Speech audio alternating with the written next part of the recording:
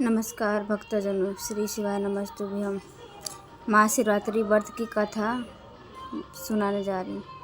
प्राचीन काल में एक निहंस बहेलिया था जो नित्य प्रति अनगिनत निरपराध जीवों को मारकर अपने परिवार का पालन पोषण करता था। एक बार पूरे जंगल में विचरण करने पर भी सब उसे कोई शिकार न मिला तो सुधाकुल एक तालाब में किनारे वह गया। उसी स्थान पर एक बेल के वृक्ष के नीचे शिवलिंग स्थापित था। बहेलिया ने उसे वृक्ष की शाखा पर चढ़कर अपनी आवाज़ अस्थिर बनाने के लिए बेलपत्रों को तोड़ते हुए शिवलिंग को ढक दिया। दिन भर भी भूख से व्याकुल उसी बहेलिये का एक प्रकार से शिवरात्रि पर पूरा हो गया। कुछ रात बीत जाने पर एक गर्भवती हिरनी उधर कुलाचे भरती आई। व्याध उसे मारने को तैयार हो गया। झिलकती भयाकुल हिरनी दिनवारी में बोली, हे व्याध, मैं अभी गर्भवती हूँ। प्रसव बेला भी समीप है, इसलिए समय मुझे मत मारो। मैं प्रसव क्रिया के बाद शीघ्र ही आ जाऊंगी। बहेलिया उसकी बातों को मान गया। थोड़ी रात व्यतीत होने पर एक दूसरी मृगी उसी स्थान पर आई।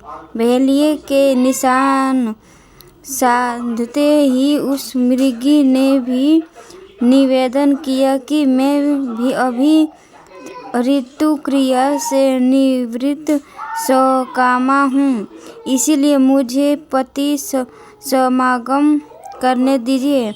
मारिए नहीं, मैं मिलने के पश्चात स्वयं तुम्हारे पास आ जाऊंगी। बहेलिया ने उसी भी बात को स्वीकार कर लिया। रात्रि की तृतीया बेला ने एक तीसरी हिरनी छोटे छोटे छौनों को लिए उसे जलाशय में पानी पीने आई। बहेलिया ने उसको भी देखकर धनुष वार उठा लिया। तब वह हिरनी काटकर स्वयं से बोली, हे व्याध, मैं इन छौनों को हिरनी के संरक्षण में कर आऊं, तुम मुझे मार डालना।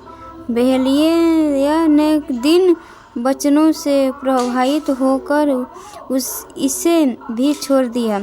प्राप्त काल के समय एक मार्शल बलवान हिरण उसी सरोवर पर आया।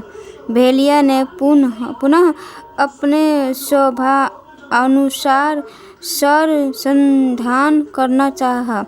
यह क्रिया देखते ही हिरण व्याध से प्रार्थना करने लगा, हे व्याधराज, मुझसे पूर्व आने वाली 3 हिरनियों को तुमसे मारा है तो मुझे भी मारिए, अन्यथा अगर वे तुम्हारे द्वारा छोड़ दी गई तो मुझे मिलकर आने पर मारना, मैं ही उसका सहचर हूँ।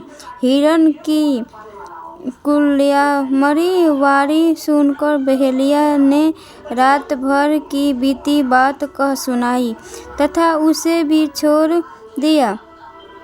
दिन भर उपवास, पूरी रात जागकर तथा शिव प्रतिमा पर बेलपत्र गिरने चढ़ाने के कारण बहेलिया में आंतरिक शुचिता आई। उसका मन निर्मलता से कोमलता में ऐसा बदल गया कि हिरण परिवार को लौटने पर भी न मारने का निश्चय कर लिया। भगवान शंकर के प्रभाव से उसका हृदय इतना पवित्र तथा सरल हो गया कि वह पूर्ण अहिंसावादी बन गया। उधर हिरणियों से मिलने के पश्चात हिरण ने बहेलियों के पास जाकर अपनी सत्यवादिता का परिचय दिया। उसने सत्याग्रह के प्रभावित होकर व्याध अहिंसा परमो धर्म का पुजारी हो गया। उसकी आंखों से आंसू छलक आए तथा पूर्वकृत कर्मों पर पश्चाताप करने लगा। इस पर स्वर्गलोक से देवताओं ने व्याध की सराहना की तथा भगवान शंकर ने 2 पुष्प विमान भेजकर पहेलिया तथा मृग परिवार को शिवलोक का अधिकारी बनाया। श्री शिवाय नमस्तुभ्यम, श्री शिवाय नमस्तुभ्यम। कैसी लगी आप सभी की वीडियो हमें कमेंट बॉक्स में ज़रूर बताइएगा और साथ ही साथ सब्सक्राइब करना ना भूलें। श्री शिवाय नमस्तुभ्यम, श्री शिवाय नमस्तुभ्यम। हर हर महादेव, जय श्री राम। इस बार शिवरात्रि बहुत ही ज़्यादा महत्वपूर्ण है।